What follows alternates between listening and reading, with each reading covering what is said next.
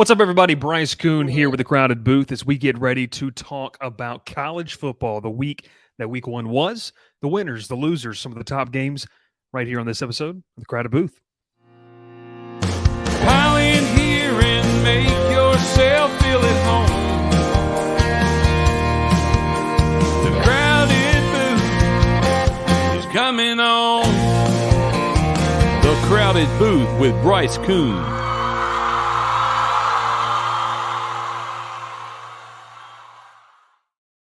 All right. Welcome into the Crowded Booth on a Tuesday evening. Not the typical Monday show because of the college football season. The Labor Day weekends, first off, guys, I enjoy it. Like, I kind of like how they make it where that's, you get a game on Thursday, Friday, Saturday, Sunday, Monday, but it does kind of interfere with the week's plans. And before you know it, you turn around and you're talking week two games. But we're going to talk about a couple of the big games, one of the games that we were at. A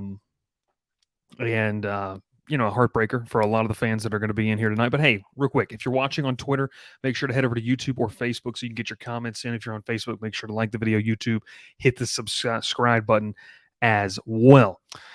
Well, ladies and gentlemen, boys and girls, one, I didn't choke over the intro. I didn't get emotional. So that's a winner from last Wednesday where we didn't have that. Let's walk here. Let's talk here a little bit. Here we go. Yeah, we're going to talk about that comment that just popped up. It's tomorrow night, Georgia Tech show, Thursday night. We're going to kind of preview week two games. Let's rock and roll here, Ralph, with the first game of the evening. We're going to talk about Georgia Tech blows the lead to Louisville 39-34. We were all in the building.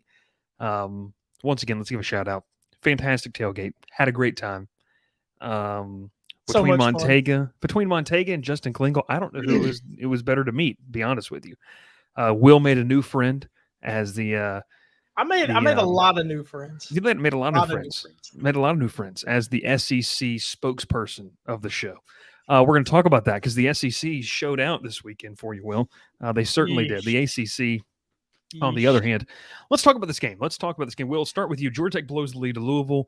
We were all sitting at halftime kind of like, holy cow, like this Georgia Tech team is on its way to blowing out this Louisville team. They end up dropping the game, it really didn't, and I said this on the shows on Saturday Night Live, didn't keep their foot on the gas pedal. What were your thoughts from this contest?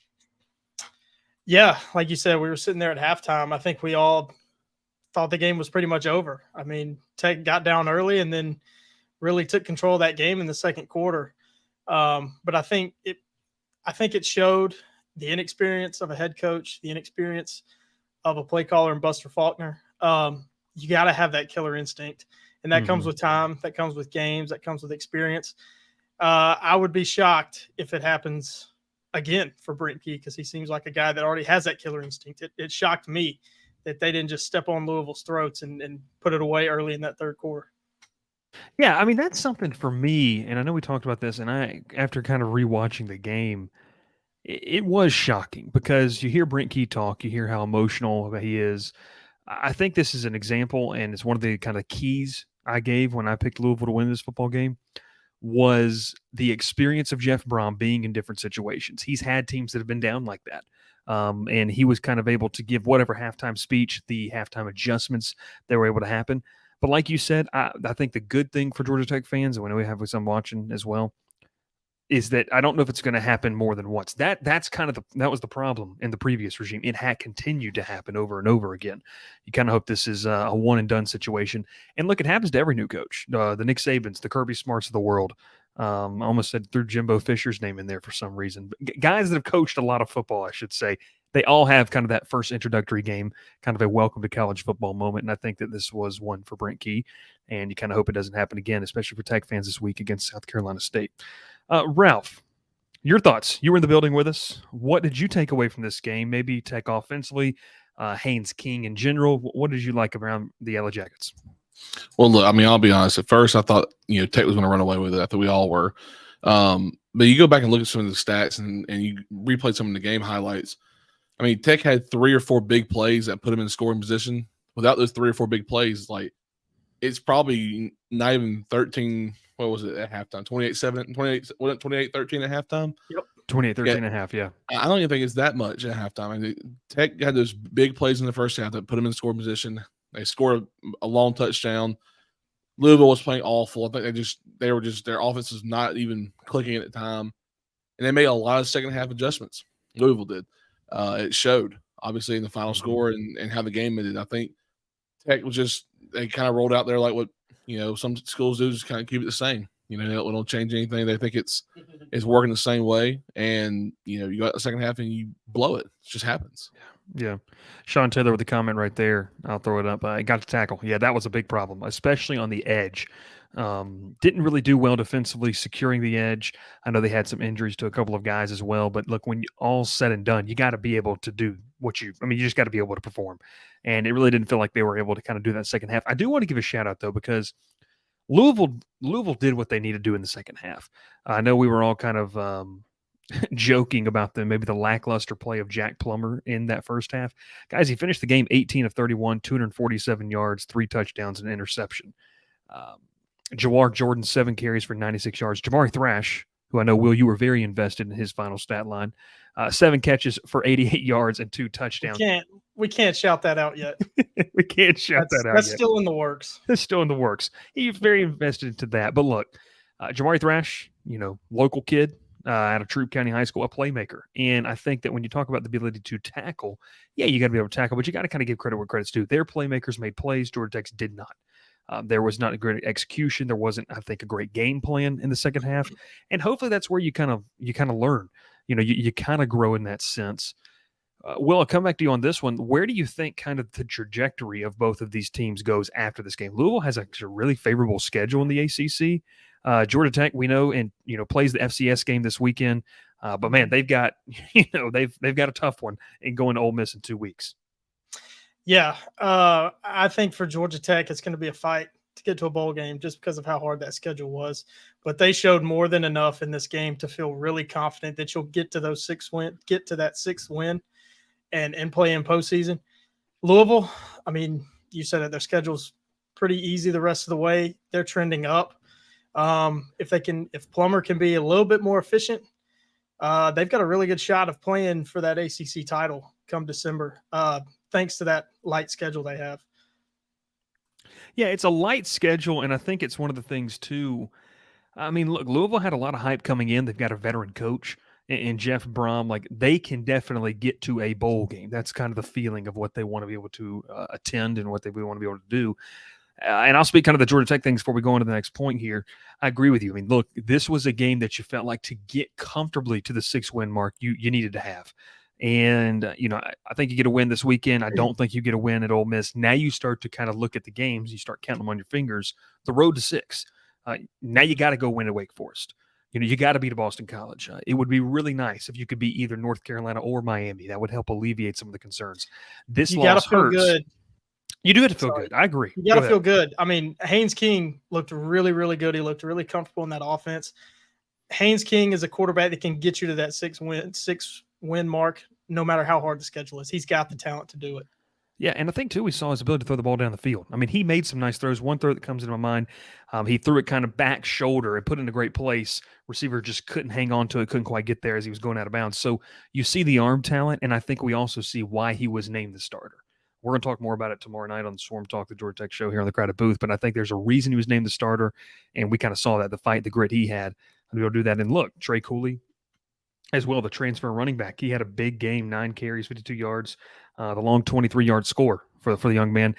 And then kind of the final stat line that I wanted to mention out of that game was Chase Lane, the guy that transferred with Haynes King from A&M to Georgia Tech to Atlanta, had the screen pass for a touchdown. And look, it is what it is. It's a tough one. Someone had to lose this one, and it ends up being the Jackets in this one. Kind of going to that next game, we turn the page to Saturday, where, look, Colorado surprises a lot of people. In the famous words of Deion Sanders, do you believe now? Because they're not just coming, they're here.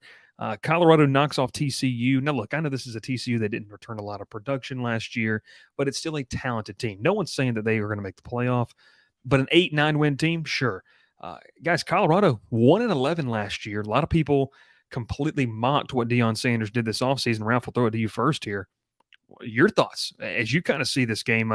Look, Colorado emphatically gets a big win against a big opponent in week 1.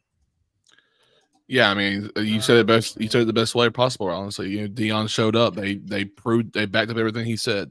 Travis Hunter, I mean, was unbelievable. He stepped out on the big stage and showed what he can do. I mean, he was number one player in the country for a reason. Played 110 something snaps. I mean, he was incredible. Wasn't even tired. Had 100-yard receiving. Had an interception that was unbelievable. Probably could have had a receiving touchdown, but dropped the ball. Yeah, I thought that Shadar Sanders looked really great. The whole offense looked great. Defense was lacking sometimes. They gave a lot of points up, obviously, and there's no not TCU. TCU's not a bad team. They're not a great team though. They're not the same thing they were last year, so they're not going to be returning the national championship this year. But they are still a decent team with some really good talent. So, in my overall opinion, honestly, Colorado's great. They're going to probably make a bowl game this year, but when they get those games against USC, Oregon, and Utah, they're going to either have to hope to God they outscore them or make a few defensive plays that change the game, because you're not going to be able to stop them offensively, because your defense wasn't terrific. It made some good plays, but it wasn't terrific. Yeah, in a day and age too where defense, it doesn't have to be perfect. Like, it's rarely you see a defense that's just shut down. We've seen, a couple of instances over those past couple of years. But offensively, I mean, Travis Hunter playing 140 snaps in this game. Shador Sanders over 500 yards. I don't care who you're playing. There's a reason that we're social media graphics saying, look, these two guys are early in the Heisman race. How excited are you to kind of see what this team can do going forward? It's too early to crown a Heisman, obviously, but it's going to happen. It's going to happen. Heisman race, thanks to Travis Hunter for putting it out there. And yeah, hey, he called the shot. Props to him. They came out and backed up his shot. But yeah, I mean, you said it, the production's there. Travis Hunter, unheard of, playing that many snaps in this day and age in college football. He's electric on the outside on both sides of the ball. Shador Sanders I was really impressed. He's a guy that I did not think was a Power 5, much less FBS level quarterback. I mean, he's obviously a great athlete, but he came out and played really well and gave him a chance. But, you talk about the defense lacking. There's a big talent gap between them and Utah, Oregon, USC. To me, they're still not a contender in the Pac-12. They're going to win a lot of games. They're going to score a lot of points, obviously. And they're going to be fun to watch the whole way. I mean, you look at USC, their defense is pretty light on the back end too. That could be one of the best games of the year. Mm-hmm. Yeah, it could be one of the best games of the year. And you talk about, Utah's probably got the best defense out there, maybe. And I don't even know if Colorado plays them. I think they play them like later in the season or something like that. But that'll be kind of something interesting to watch. A player that we haven't mentioned, the young phenom, Dylan Edwards. Wow. He only had 6 carries for 24 yards and 1 touchdown rushing, but in the receiving category, including a big 4th down conversion late in the football game for them to be able to go and score 5 catches, 135 yards, and 3 touchdowns. Look, I mean, they received a lot of backlash, a lot of disdain from opposing coaches, opposing staffers, of just saying that's not the way you should do it. But I'll tell you this right now, it's one of those things where you see kind of what happened. And look, in the new age of college football, anything goes. And Colorado doing that, but man, I do agree with Ralph. Like, I think after this game, there's definitely a path to 6 wins. I just don't think anybody knew what to expect. And they're favored this weekend against Nebraska, too. Nebraska coming into Boulder, which I'm sure is going to be a packed-out stadium. And that's going to be kind of fun to watch. One of the more picturesque stadiums. The cheapest ticket just to get in the door for that game is $400. It's rivaling a lot of SEC big-time games right there, and just big games in general. That's crazy, absolutely crazy. Let's move on to the next game here, and it's one that I was in attendance for, ladies and gentlemen. Florida State blast LSU. Now, listen, I want you to have your opinion, because I think it's important for you all to have your opinion, but I think I'm going to go here, and I got my man down there, Cameron Davis. How about them Knowles? Florida State ran LSU out of the building, ladies and gentlemen. I mean, that's what you can say about it. Look, they ran them out of the building in the second half. First half in this game, LSU had multiple opportunities. And that's one thing that I've kind of been saying about this, is that the Tigers had chances 2 times within the 10-yard line to score and came up short on 4th down. And asking Brian Kelly after the game about that, he just came down to execution, and they just didn't execute. And look, against good teams, you got to come away with 6. I said that, in the kind of the preview of it. But LSU unable to do that, and it obviously hurt them. They allowed Florida State to hang around in that first half. The Seminoles made the mistakes in the first half, but I think you got to give Mike Norvell credit and this whole staff for making the adjustments to be able to just, like I said, boat race. I mean, absolutely boat race LSU out of Camping World Stadium, which was not a bad thing because Camping World Stadium absolutely sucks in general. But, that's a ringing endorsement. It's just an awful stadium. I will say this about this game before I kind of throw it to you all. I left Orlando with this feeling. One, I know it's week one, but I left that game saying, on one side is a team that knows who they are and they know that they can be a playoff team. And we learned obviously more about that on Monday. And then the other side, LSU's side, is a team that doesn't really know who they are. And Brian Kelly said it best. He said, this is a team that they're not who they thought they were. He didn't really expect this to happen. And I think I told Ralph this, if you get to give me 15 chances to pick this game, I would have not picked it the way I did. Credit to Florida State. They did a ton of things right. But LSU has got a lot of things to figure out. Wanted to get your guys' thoughts on this. Ralph, we'll start with you. I'll throw it to you about Florida State. I mean, the wide receivers, Keon Coleman, a monster. Johnny Wilson, a monster. And then just for the icing on top of the cake, Jaheim Bell doesn't get a touch all night. He scores the final 2 touchdowns. This is just a loaded Florida State team that I think has a playoff. Was the question ever answered? Did LSU not have tape on Keon Coleman? No, obviously not. Look, Bryce, you were there. Will, we all watched it. We listened to the press conference after the game. I don't think LSU was, I think Will said it best, actually. LSU did not want this game more than Florida State did. I said it last week. Jaheim Bell was going to be the playmaker. This is one guy that people need to keep an eye on. There's plenty of tape on him at South Carolina. LSU should know that. Keon Coleman was great last year. He wasn't used at Michigan State, if I'm correct. There's plenty of tape on him. He was an absolute stud. Johnny Wilson, plenty of tape on him. Absolute freak of nature. I just don't see what LSU was missing. They had Harold Perkins playing the inside linebacker. It made no sense. Florida State looked great, though. I think Jordan Travis was played to his exact capability on Sunday night. They didn't run the ball nearly as much as I thought they would. I thought Trey Benson would probably get close to 100 yards, but I thought Florida State looked great. Their defense looked terrific. They made Jaden Daniels throw it more. The run game was not there. LSU could not run it in the middle to save their life.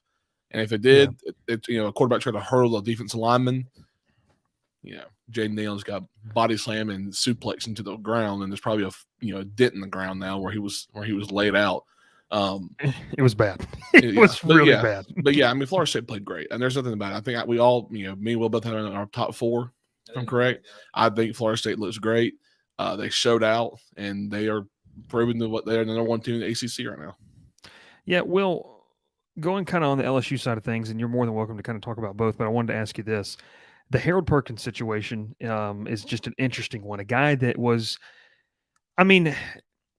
is defensive player of the year quality type of player in the country off the edge. They move him to inside. I understand that you want to teach a kid position. I know that you all had a chance to kind of also listen live to the press conference. So, when you kind of look at this, Brian Kelly said he was learning a new position. To me, that just doesn't hold enough water. It doesn't hold enough water. A guy that's already a sophomore, you probably got him for about, let's say, 22, 23 more games total in his LSU career. I don't know what he projects as, but man, the fact that you don't play him off the edge in this game, in a game that you need to win, that hurts big time. Yeah, I think Harold Perkins is the best pass rusher in the country. The dude is going to go to the NFL, and he's going to get paid millions of dollars to sack the quarterback. And that is the name of the game across all levels of football now. It's putting pressure on the quarterback. He's your best pass rusher. Why are you playing him inside? Why? Just let him go after the quarterback. I would blitz him every down just to get after the quarterback. It makes no sense. Brian Kelly should not be let off the hook. I think he's squarely to blame for this. He can say whatever he wants to. He kind of felt like he was beating around the bush and trying not to throw his team under the bus, but it starts at the top. He said, well, we must have thought we were the 2-time national champion Georgia Bulldogs. Whose fault is that? Yours, Brian Kelly, as the head coach. That's your fault that the mentality was not right. It starts with you.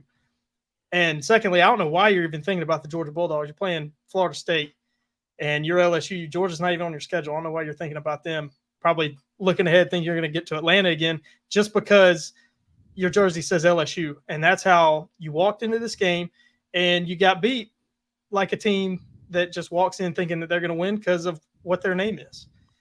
Just a poor second half, especially. Questionable decision making. There's for me the play calling in the red zone. There's two schools of thought. When you get that aggressive, you can say, "Well, we're not going to win this game with kicking field goals," but you could also say, "That's a really good team over there. We need to get all the points that we can." They left at least 2 field goals, 6 points on the board in that first half. That really hurt their momentum. And Florida State took advantage. I mean, Mike Norvell, he was trending up, and Florida State was trending up. They had 10 wins last year, a lot of returning talent. Norvell just elevated himself into that next tier of college head coaches. And we had Florida State in the top 4. They can kind of cruise. I know they have Clemson on their regular season schedule, but they can kind of just cruise to that ACC title. Yeah, that'll be the next game we talk about Clemson and Duke. But before we get there, just thoughts on the Harold Perkins situation. And I want to go offensive with LSU. And I said this too. And, hey, I'll plug it. Going to have a great article over on Go 24/7 about this tomorrow. Yeah, the mentality. Props to you for not letting Brian Kelly off the hook. Well, I think it's one of those things where, look, the mentality, and you talked about this, the mentality of this team's not where it needs to be. I think they walked into this game. They said, we're the big, bad SEC team. And look, all of us grew up SEC fans of respective teams. And so there is a moniker that the SEC is the best conference. And while that is still true, in my opinion, I think LSU did, and Brian Kelly has to figure out let me say this correctly. LSU has to do, and Brian Kelly has to figure out how to make them do what Nick Saban has done at Alabama and what Kirby Smart has done at Georgia. And it's completely block out the noise. And also understand that this is not the same team. Brian Kelly said that in his presser today, that this is not the same team that you have walked into and said, well, look what we did last year. We beat Alabama last year. We, went to the SEC title game when no one thought we could. You walked in with a little bit of an entitled feeling. And Florida State, you said it, Will, I'm not going to spoil it, but my biggest winner, I'll say right now, is Mike Norvell. I think that this is a guy that is completely elevated himself. Last season, when these two teams played, LSU probably had more on-the-field talent, but the job that Mike Norvell did to have to face this group, to have them ready, and I'll throw this in here too to kind of round it out.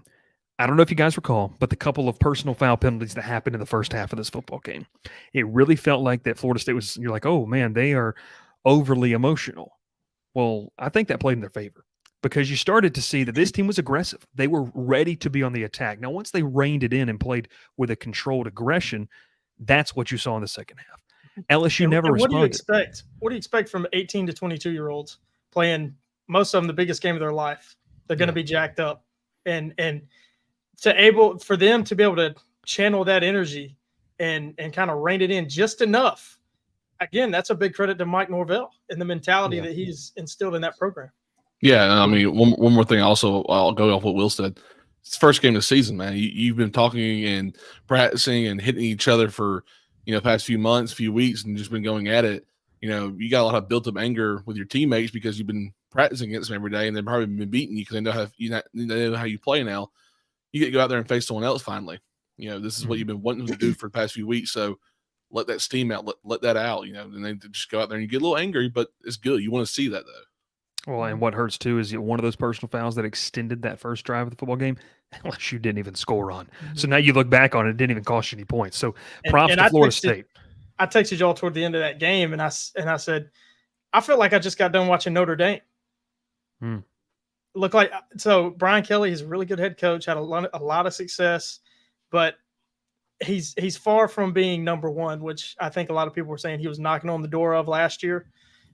He's still got a long way to go. Yeah, they got to recalibrate. They got to recalibrate. Everyone has continued to kind of look, and I heard this past weekend.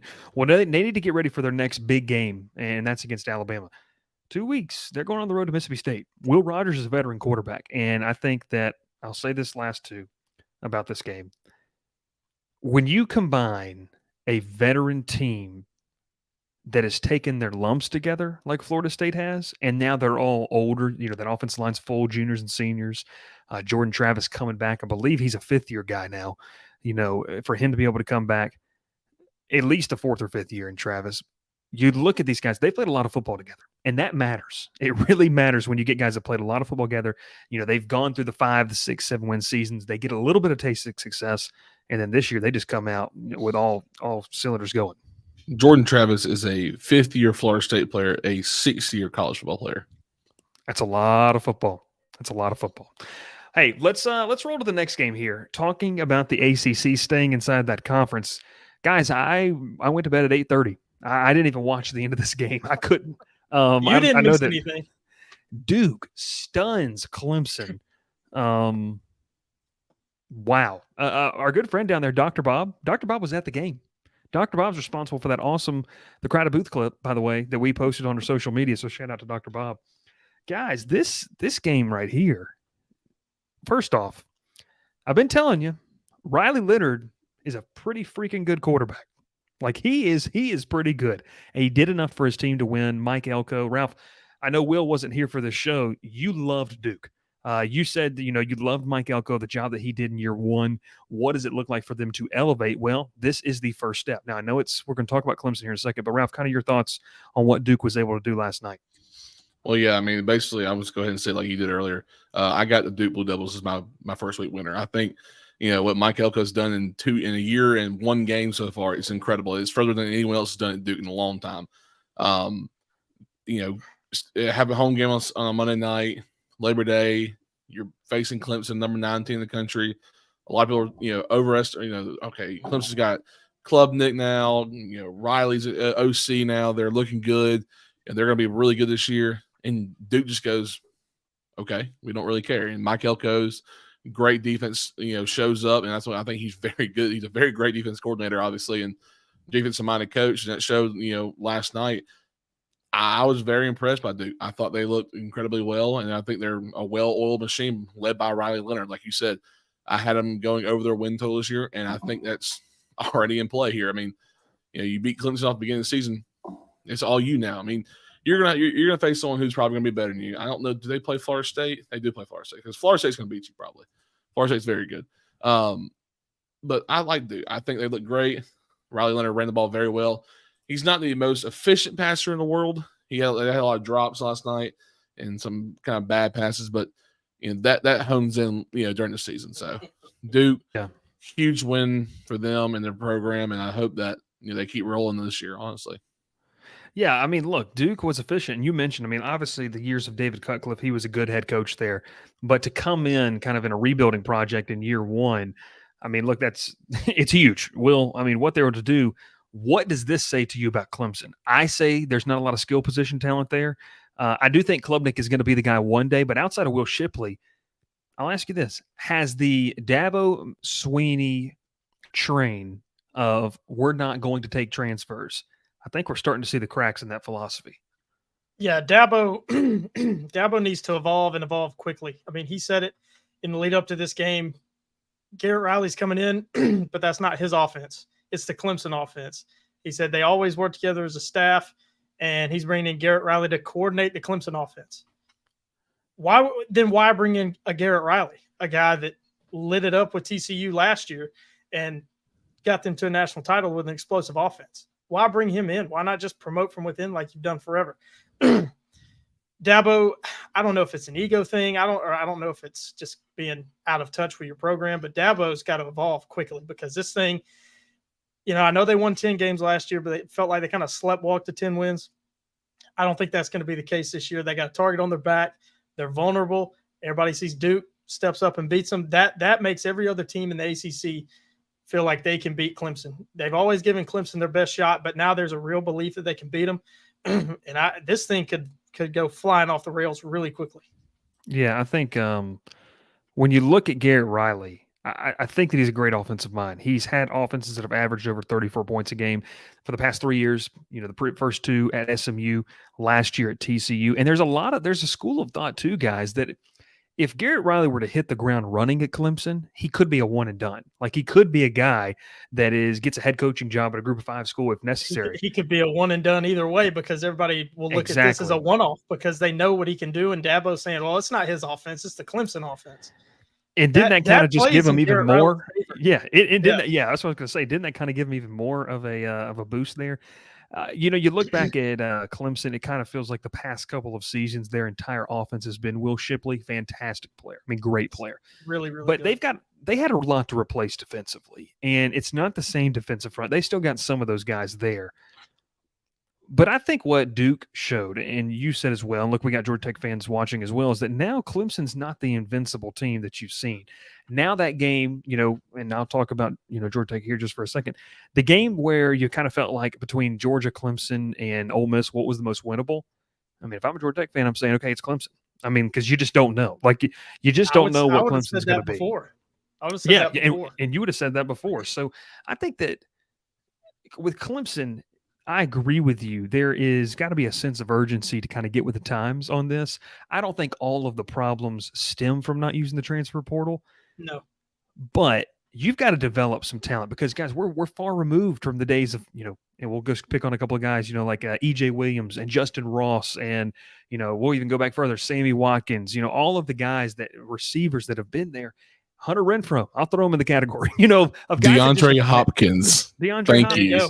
Yeah, just guys like that they just don't have those guys anymore. Yeah, those receivers last night did not look good. Collins he's obviously the number one guy. I don't even know his first name, but as poorly as they played, I don't want to know his first name. Bo Collins, okay.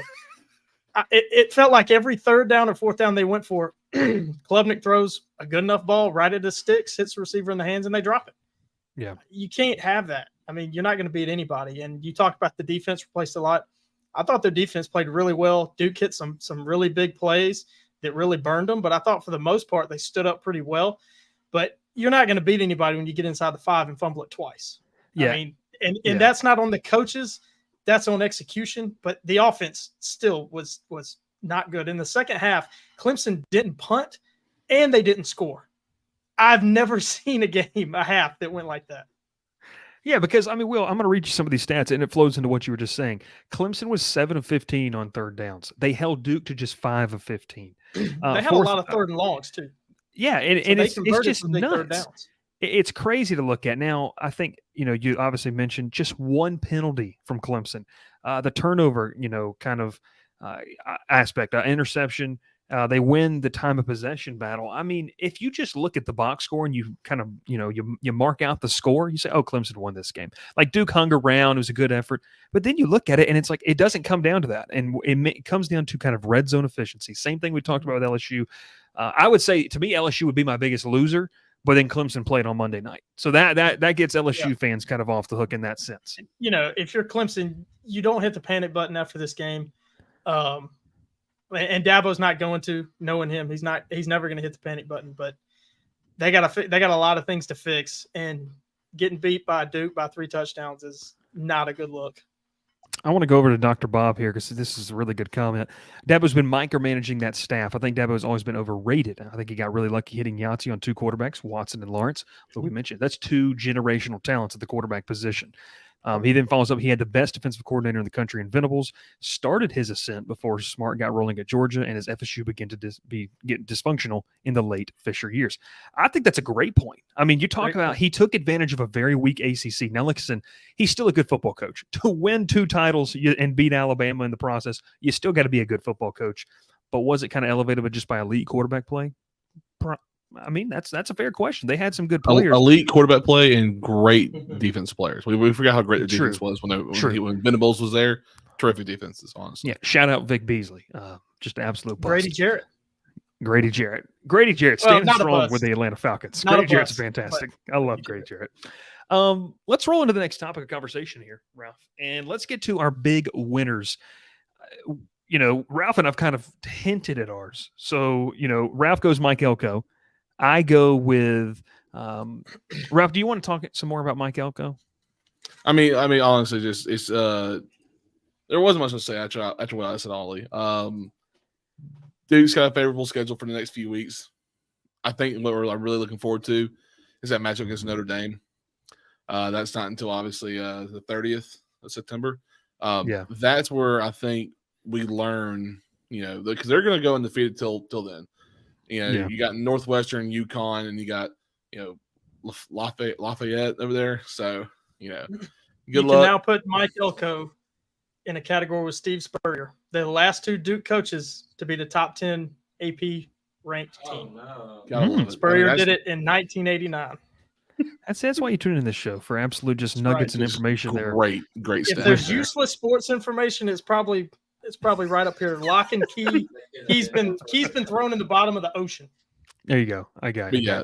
But just if Duke's gonna go through a little steady pace here for the next few weeks, just don't do anything like don't go over the top for something. Don't open the playbook for against Northwestern or UConn.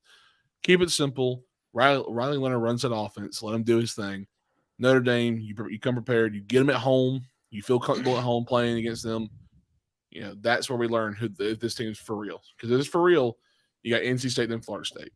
So it's screaming right here, Dr. Bob. If we get game day in Durham, we'll make sure to hook you up with some sweet picks and vids. But in all honesty, I don't see them taking down Notre Dame. That's going to be a really sneaky fun game. And I haven't looked too far to kind of see what it would be. Game day might pick week by week. But with Duke getting this win in week one, you're looking at a potential top. And if they keep trending, they love to ESPN. They love to get these rankings to where they can set it up for good TV. You could be looking at a really big top 20, maybe even top 15 matchup, depending on kind of what happens outside. Duke in the top 15 in football is an absolute nuts concept to even think about. That's for one, it's USC Colorado. That is Georgia Auburn. That won't be game day. That's really about it, honestly. But so that's a good chance. That's a good chance to maybe get some recognition there. Yeah, it's true. I mean, South Carolina, Tennessee, I guess would be the other one. So yeah. Or sorry, your LSU Tigers go to Ole Miss. Yeah, that's not going to be LSU. Might have 2 losses by then. I want to roll with this, talk about Mike Norvell, and then we'll get to your winner, which you have not spoiled for us yet, which I appreciate. Mike Norvell, let's go back to year number 1, folks, game number 1, he lost to a Jeff Collins-led Georgia Tech team in 2020, the COVID season. So you just think about that. Not many programs have ever lost to a Jeff Collins. Mickey Mouse season. Not how many teams have ever lost to a Jeff Collins-led Georgia Tech team. I think it's like 9 or 10. I think it's 9 actually that have ever lost to a Jeff or 10. Maybe it is. I have no clue. And then even a couple of FCS programs like the Citadel have taken down the Yellow Jackets up in Atlanta. I want to get to this though. 3-6 in 2020. First year had COVID year, wonky, weird, whatever. And it's worth to mention Florida State was a dumpster fire. Willie Taggart ran this into the ground and then some. 2021, some improvement, 5-7. They improved from 2-6 to 4-4 in ACC play. Last season, they jumped all the way to a 9-3 regular season, 10-3, and then winning in the Cheez-It Bowl.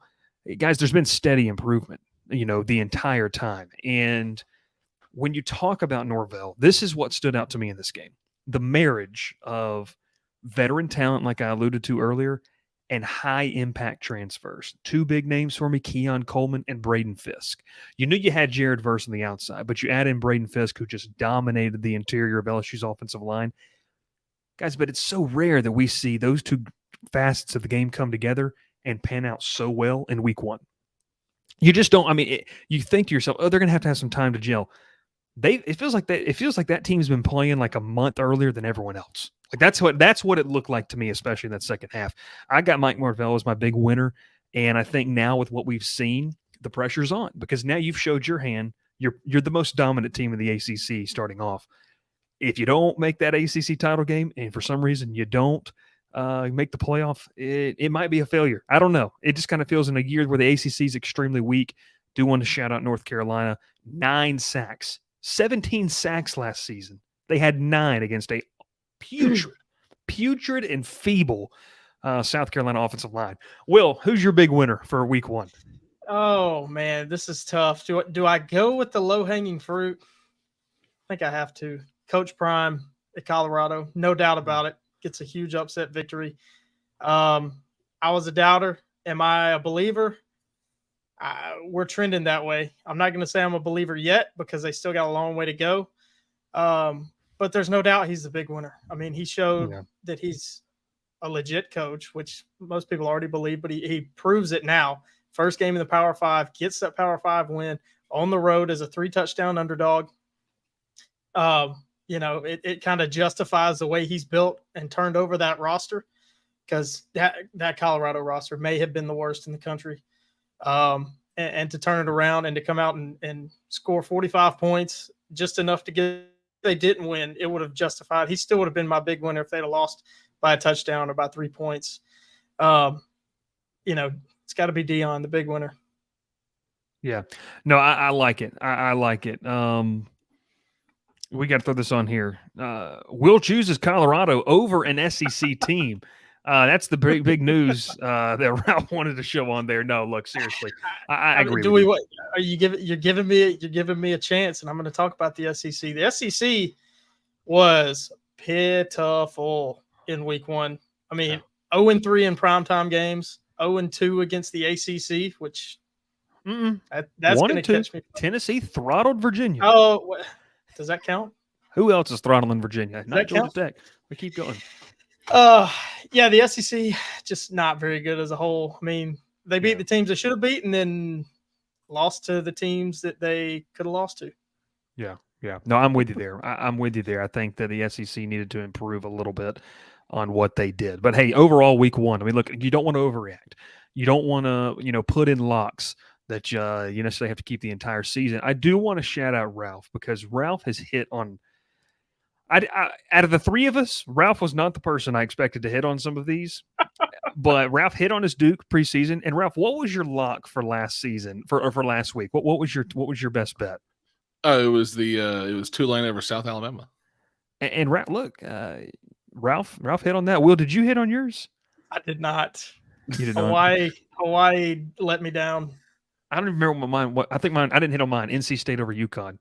I don't think they covered the spread, but I'm just glad that I didn't pick my first one behind the scenes, which was Arkansas State covering against Oklahoma. That's the big no performance of the week. You were close to taking that. No, I was close. Oh, I was like, I thought you said they were close. I'm like, no, they weren't. No, Bryce was close to taking it. Butch Jones crying on the sidelines. You gotta love it. You gotta love it, man. It's because those kids work so hard. They just work so hard, and he worked so hard game planning to score 0 points and get beat 73-0. Just worked his tail off. Shout out to my man Logan Whaley, who had to sit in the press box and on the sidelines for every single second of that football game, and talk to Butch Jones afterwards. But hey, it's college football. It's back. It's back with a bold move. Big games this weekend. We're going to have a full preview on Thursday evening, 7:30 Central, 8:30 Eastern, Texas, Alabama. Obviously, the big headliner going to be a lot of fun to talk about these games. Bryce, we got to do our research. We can't be losing our locks every week. I know. We're gonna start keeping a tally like that. We're gonna keep a tally every single week to make sure and see who's the big winner.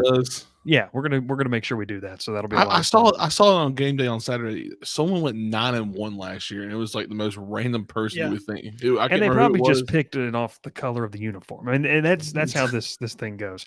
I will say this: during that Tech Louisville game, Will and Ralph were sweating after they hedged it to 8.5. And then Georgia Tech comes back and scores a touchdown on a 7-play, 75-yard drive. Eric Singleton Jr. But hey, it's a lot of fun. 12 seconds taken off the clock. Yeah, it was fantastic. And then they missed it out. We're walking out, and then we just hear touchdown Georgia Tech. We're like, what? What's going on? I think everyone stormed back into the stadium because everybody was leaving. I will say this: though, I've never seen Tech fans leave so fast. They got out of there quick. I don't think you were there for the Citadel game, my friend. They'd have to show up to begin with. Mercedes-Benz was only half full, so it was easy to get out of there quick. That's true. Hey, listen, we're going to talk college football and more the rest of this week. Tomorrow night, live show. Going to be talking Georgia Tech, kind of not previewing South Carolina State, but more talking about what does this team need to do going forward and kind of talk about that. What Brent Key said in his post-game presser and more. And then Thursday, like I said, 7:30 Central, 8:30 Eastern, we're going to be previewing some of the games. Make sure to stay tuned to channels. Hit that subscribe button if you're listening on podcast or on the radio. We appreciate you as well wherever you get that content. Make sure you're following. Ralph's about to hit the button, and we're about to get out of here. For Will, for Ralph, my name is Bryce Koon. Thanks so much for tuning in. We'll catch you next time here on The Crowded Booth. Pile in here and make yourself feel at home.